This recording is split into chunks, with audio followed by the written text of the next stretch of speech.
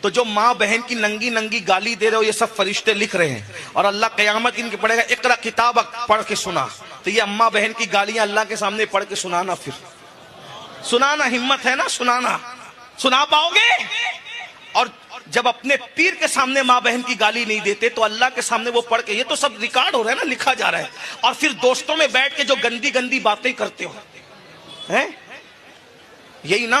مجھے تو اب بولتے ہوئے شرم آتی ہے کہ کیا بولوں، لیکن نشتر بھائی جب آپریشن کرنے بیٹھے ہیں تو پھر تھوڑا سا کاٹ پیٹ تو کرنی پڑے. یہ جو شہوانی اور سیکسی باتیں جو کرتے ہو دوستوں کے درمیان بیٹھ کے ہیں، فلاں لڑکی سے میرا ایسا، اس کی بھاوت سے میرا ایسا، اس کی سالی سے ایسا، یہ جو کرتے ہیں سب لکھا، ہنسنے کی بات نہیں ہے، یہ سب لکھا جا رہا ہے، یہ سب لکھا جا رہا ہے.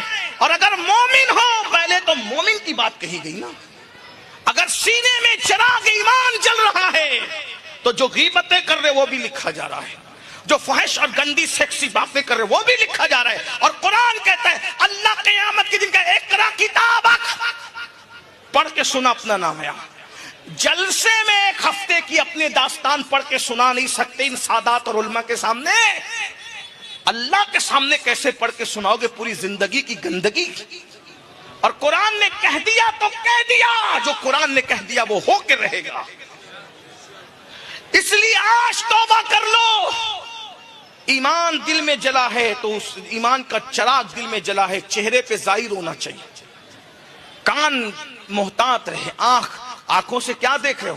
گندی گندی فلمیں سب ریکارڈ ہو رہا ہے اللہ کے یہاں.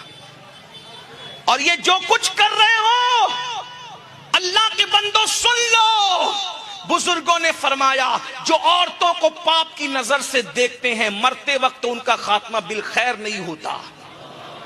ڈر ہے کہ وہ مریں گے تو کافروں کے